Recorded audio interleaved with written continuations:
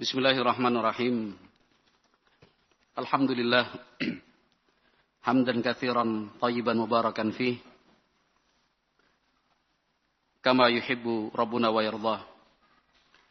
Wassalatu wassalamu ala nabiyyina Muhammadin wa ala alihi wa sahbihi wasallam.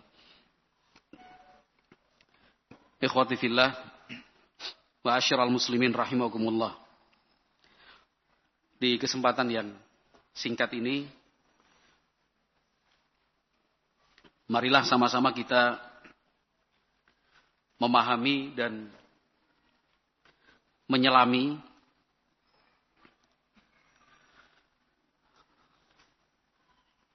satu kalimat hikmah,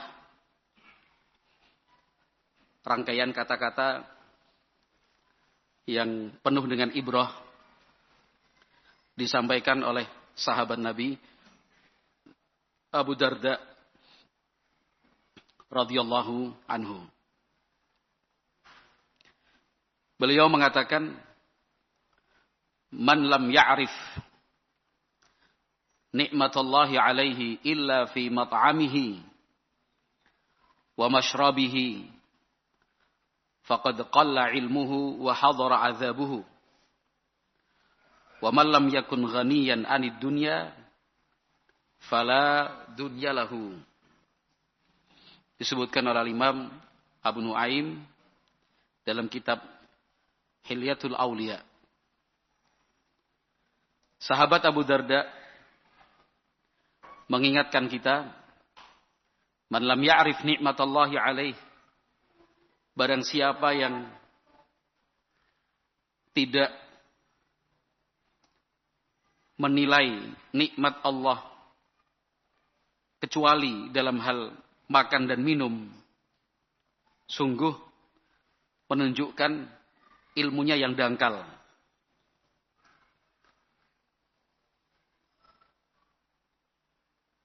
Kesulitan akan terus mengiringinya.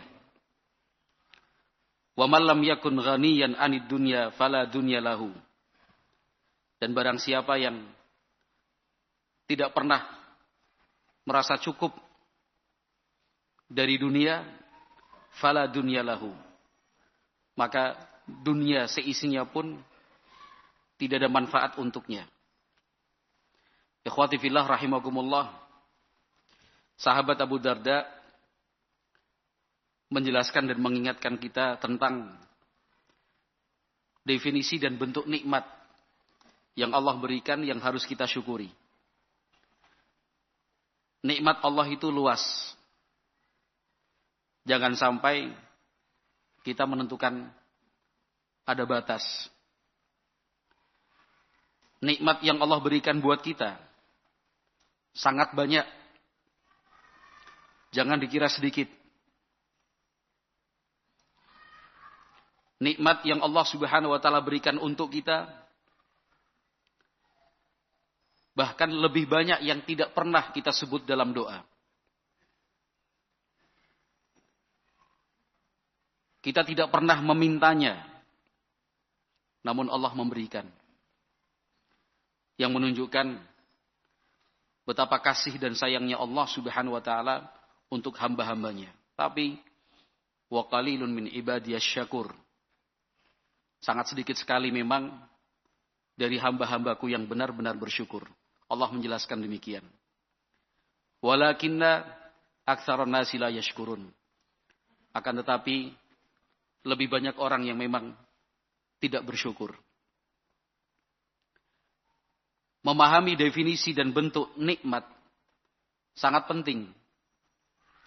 Salah mendefinisikan, keliru memahami bentuk nikmat, itu sama artinya mengecilkan arti nikmat yang Allah berikan. Nah, sahabat Abu Darda mengingatkan, man lam ya'rif nikmatallahi alaihi illa fi mat'amihi wa mashrabihi. Siapapun dari kita yang menyangka, menilai dan mengira bahwa nikmat yang Allah berikan itu hanya sebatas makan dan minum, hanya itu saja. Dan memang banyak yang punya pemikiran serta pemahaman demikian. Dia merasa rezekinya sempit. Dia melihat nikmat yang Allah berikan untuknya sedikit. Karena menurut dia bentuk nikmat itu hanya terbatas pada makanan dan minuman. Ketika stok makanan itu berlimpah di rumah, dia merasa, banyak nikmat yang Allah berikan. Tapi pada saat berkurang menipis, bahkan hampir habis, dia sudah merasa nikmat Allah terhenti. Banyaklah dia mengeluh. Seringkali dia mengaduh. Ketika hal-hal yang terkait dengan bahan makanan, termasuk minuman, mengalami kelangkaan, ada kesulitan untuk mendapatkan, harganya yang berubah karena membumbung tinggi, banyak mengeluh.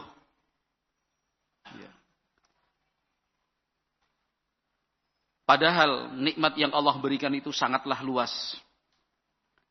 Tapi kurang disadari dan tidak dimengerti. Dia lupa atau bahkan mungkin tidak pernah mengetahui bahwa nikmat Allah yang dialirkan dan disalurkan untuknya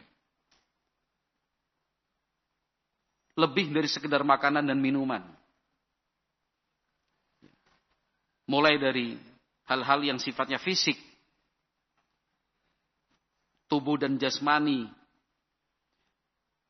panca indera yang lengkap, organ tubuh yang berfungsi dengan baik, yang itu kemudian dirinci, mulai dari bisa melihat, mendengar, berbicara, merasakan dengan lidah, tulang-tulangnya yang kuat dan bisa digerak-gerakkan, bisa dia berjalan, mampu dia melangkah, dapat dia berlari. Kenapa tidak masuk dalam hitungan nikmat yang Allah beri? Dia bisa berumah tangga, punya istri, ada anak yang Allah Subhanahu wa taala karuniakan. Kenapa itu tidak dihitung sebagai nikmat? Ada tempat dia berteduh dari panas dan hujan, walaupun kontrakan. Kenapa tidak dia hitung itu sebagai nikmat yang Allah berikan?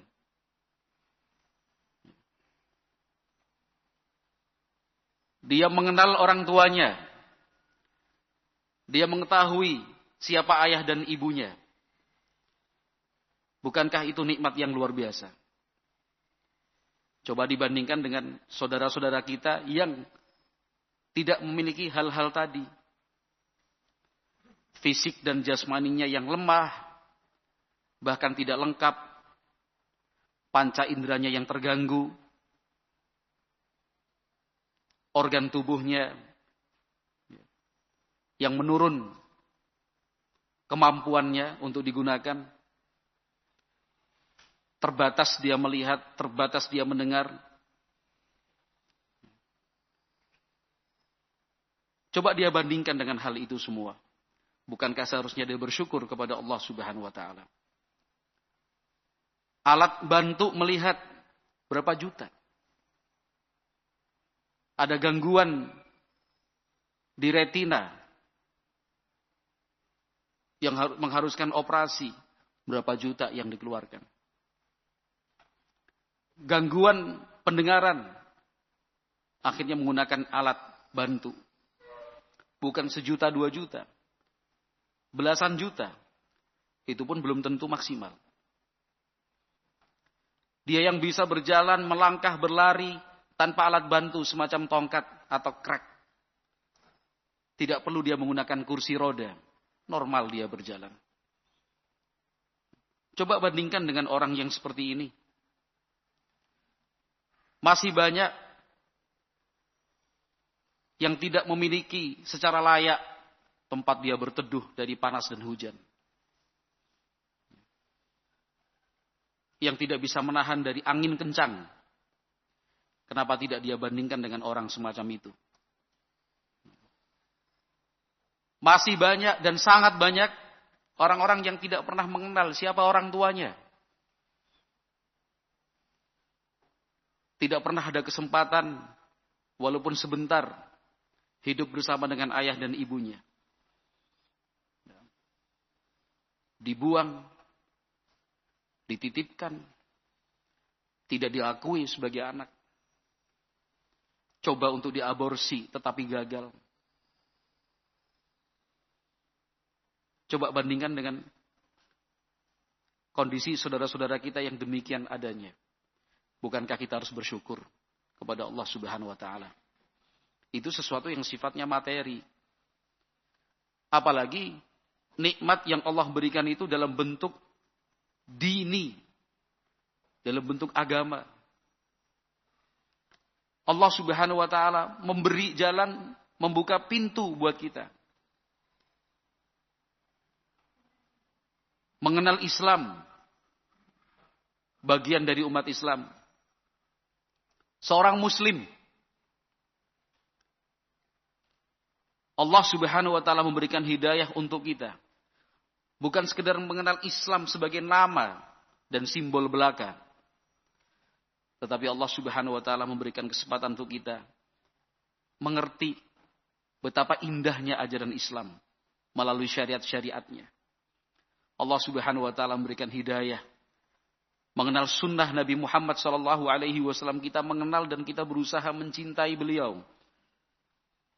Dan sekarang kita tengah berjuang agar bukan hanya menyebut nama, tetapi esok di suatu saat Allah Subhanahu wa taala pertemukan kita dengan Nabi Muhammad sallallahu alaihi wasallam. Semakin kokoh dan teguh seseorang itu mencintai dan mengamalkan sunnah Nabi sallallahu alaihi wasallam, semakin dekat dia dengan Rasulullah sallallahu alaihi wasallam besok pada hari kiamat. Bukankah itu nikmat? Allah Subhanahu wa taala memberikan hidayah untuk kita mengenal dan merasakan manis lezatnya majlis ilmu. Talabul ilmi. Mendengar, mengkaji, membaca, membahas ayat-ayat Al-Quran dan hadis-hadis Nabi Muhammad sallallahu alaihi wasallam. Apakah itu kemudian terlewatkan untuk disyukuri? Kemudahan untuk beribadah, kelancaran mengamalkan sunnah Nabi sallallahu alaihi wasallam. Dipertemukan dengan teman dan saudara seiman, seakidah dan semanhaj. Bukankah itu nikmat yang sangat besar yang seharusnya untuk disyukuri? Coba bayangkan, na'udzubillah, andaikan hidayah tadi tidak Allah berikan, apa jadinya? Hidup sebagai seorang musyrik, hidup sebagai orang kafir, beribadah dan menyembah kepada makhluk, tidak mampu mengucapkan Allah Subhanahu wa taala. Coba bandingkan dengan kehidupan orang-orang seperti itu. Bayangkan apabila Allah Subhanahu wa taala tidak memberikan hidayah mengenal sunnah Nabi Muhammad sallallahu alaihi wasallam. Yang dikenal hanya nama. Yang disebut pun sekedar nama Muhammad sallallahu alaihi wasallam. Lebih dari itu hanya stiker-stiker yang dipasang di jendela rumah, di kaca mobil, disablonkan di kaos dan jaket, sekedar nama itu saja. Tetapi tidak diberi kesempatan oleh Allah Azza wa Jalla mengenal dan mempelajari sunnah-sunnahnya. Tidak bisa dibayangkan betapa pahitnya seseorang yang tidak merasakan manis lezatnya majelis ilmu. Mau bertahan berapa lama? Pasti kehidupan orang seperti itu kering kerontang dan gersang. Sedikit masalah sudah gelimpang. Setiap hari, pagi, siang, sore, malam, pasti pikirannya kalut. Tidak mungkin tidak. Bagaimana dia bisa hidup bahagia tanpa ilmu agama? Tidak bisa dibayangkan kehidupan seseorang yang teman-teman di sekelilingnya adalah para pecinta dunia, yang memiliki ambisi dan syahwat duniawiyah. Mana pernah merasa tenang dengan teman-teman seperti itu? Karena bisa jadi kita pun akan menjadi korban mereka. Kita akan dimakan sendiri oleh seseorang yang sudah kita anggap teman, karena dia tidak mengerti ilmu agama. Pertemanan, persahabatan yang dibangun di atas nafsu dan syahwat, di atas kepentingan duniawiyah, mau bertahan berapa lama? Itu yang sifatnya agama. Pembaca Al-Quran misalkan, contoh yang lain. Bukankah itu nikmat yang luar biasa? Ada keinginan mempelajari Al-Quran. Ada semangat untuk membaca, bertilawah. Bahkan sedikit-sedikit, walaupun sudah lanjut usia, meskipun setengah ayat karena mampunya demikian. Karena dia baru belajar mengucapkan huruf-huruf hijaiyah setelah puluhan tahun sebelumnya tidak mengenal apa itu huruf-huruf hijaiyah. Itu kan nikmat yang luar biasa. Terpatah-patah, terbata-bata. Tapi tetap ada semangat membacanya. Membaca Al-Quran. Coba bayangkan. Yang sudah lanjut usia. Mendekati ajal tiba. Membaca Al-Quran begitu susahnya. Bukankah sedih orang itu? Ada keinginan tapi ibarat kata terlambat. Sudah mencoba, gak bisa. Telah berusaha. Akhirnya dia simpulkan menyerah saja. Nah, hal-hal seperti ini, itu beberapa contoh, bahkan contoh kecil. Dari sekian banyak nikmat yang sudah Allah berikan, kalau dirinci dan didetailkan. Maka sahabat Abu Darda radhiyallahu anhu mengatakan, "Man lam ya'rif nikmatallahi alaihi illa fi mat'amihi wa mashrabihi, faqad qalla ilmuhu wa hadara 'adzabuhu." Barang siapa yang tidak mengerti tentang pengertian nikmat yang Allah berikan itu kecuali sebatas makanan dan minuman, itu menunjukkan ilmunya sangat dangkal. Sedikit sekali ilmunya, cuma makanan, minuman. Wah, alhamdulillah nikmat Allah ini. Nikmat, ayo makan. Nikmat, ayo minum. Ketika nggak ada makanan, ketika nggak ada minuman, terbatas atau sedikit, aduh, hari-hari ini kok nikmat Allah nggak ada. Nikmat dia hidup, nikmat dia sehat, nikmat dia berteman, nikmat dia berkeluarga, nikmat dia berteduh. Nikmat Islam, nikmat sunnah, nikmat talabul ilmi, nikmat ukhuwah, nikmat ta'awun di dalam dakwah. Apa tidak dihitung sebagai nikmat? Nah. Maka seakan-akan dia merasa tersiksa. Wa hadara adzabuhu. Karena dalam bayangan dia cuma makanan minuman aja itu nikmat. Selain itu enggak ada. Maka benar selanjutnya beliau mengatakan, wa man lam yakun ghaniyan anid dunya fala dunya lahu. Orang yang tidak pernah merasa puas dengan apa yang dia sudah peroleh dari dunia, apa artinya dunia seisinya untuknya? Nggak bakalan cukup, nggak bakalan pas. Selalu saja merasa kurang, selalu saja ingin bertambah. Jangankan satu lembah berisi emas penuh, 2 lembah sekalipun berisikan emas penuh, tidak pernah dia merasa cukup. Inginnya tambah, inginnya lebih banyak. Hanya kematian yang bisa menghentikan angan-angan dan ambisinya. Oleh karena itu, ikhwati fillah, rahimani wa rahimakumullah, perlu selalu diingat bahwa alhamdulillah wa syukurillah. Ya, kita bersyukur kepada Allah Azza wa Jalla. Selama ini kita sudah dalam bergelimang nikmat yang menuntut kita untuk terus bersyukur kepada Allah Azza wa Jalla. Allah selamatkan dari ambisi-ambisi dunia. Pertikaian, konflik, perkelahian, persaingan, dunia-dunia hitam, sisi-sisi gelapnya dunia. Alhamdulillah Allah selamatkan, Allah jauhkan kita dari hal-hal yang seperti itu. Yang ada adalah ibadah, ilmu, ta'awun, daurah, dakwah, pendidikan anak, pendidikan keluarga, ingat akhirat, ingat surga, takut pada neraka, istighfar, taubat, syukur, sabar, tawakal, yakin, qanaah, zuhud. Terus itu yang kita dengar. Terus itu yang kita kaji. Walhamdulillah. Banyak-banyak bersyukur. Jangan mengeluh. Banyak-banyak berucap alhamdulillah.